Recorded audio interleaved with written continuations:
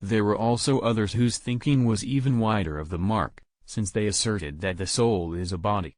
Although they held divergent and various opinions, it suffices to refute them here collectively. For, since living things are physical realities, they are composed of matter and form. Now, they are composed of a body and a soul, which makes them actually living. Therefore, one of these two must be the form and the other matter. But the body cannot be the form, because the body is not present in another thing as its matter and subject. The soul, then, is the form, and consequently is not a body, since no body is a form. It is, moreover, impossible for two bodies to coincide. But, so long as the body lives, the soul is not apart from it.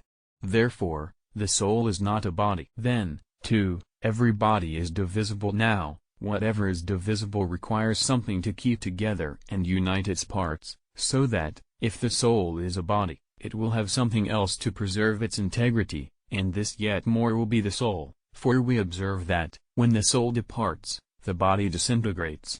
And if this integrating principle again be divisible, we must at last either arrive at something indivisible and incorruptible, which will be the soul, or go on to infinity, which is impossible.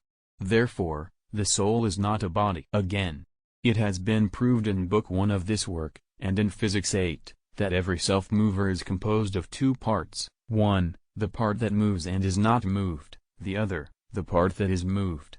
Now, the animal is a self-mover, and the mover in it is the soul, and the body is the moved. Therefore, the soul is an unmoved mover. But no body moves without being moved, as was shown in that same book. Therefore, the soul is not a body. Furthermore, we have already shown that understanding cannot be the act of a body, but it is the act of a soul. Consequently, at least the intellective soul is not a body. Now the arguments by which some have tried to prove that the soul is a body are easily solved.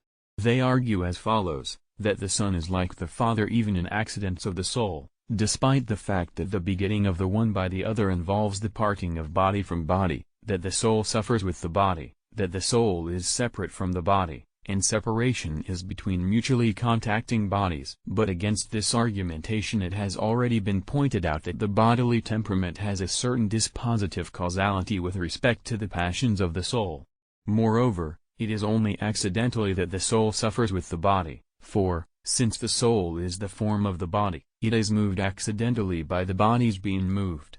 Also, the soul is separate from the body, not as a thing touching from a thing touched, but as form from matter, although, as we have shown, that which is incorporeal does have a certain contact with the body. Indeed, what motivated many to adopt this position was their belief that there is nothing that is not a body, for they were unable to rise above the imagination, which is exclusively concerned with bodies. That is why this view is proposed in the person of the foolish, who say of the soul, "The breath in our nostrils is smoke, and speech a spark to move our heart."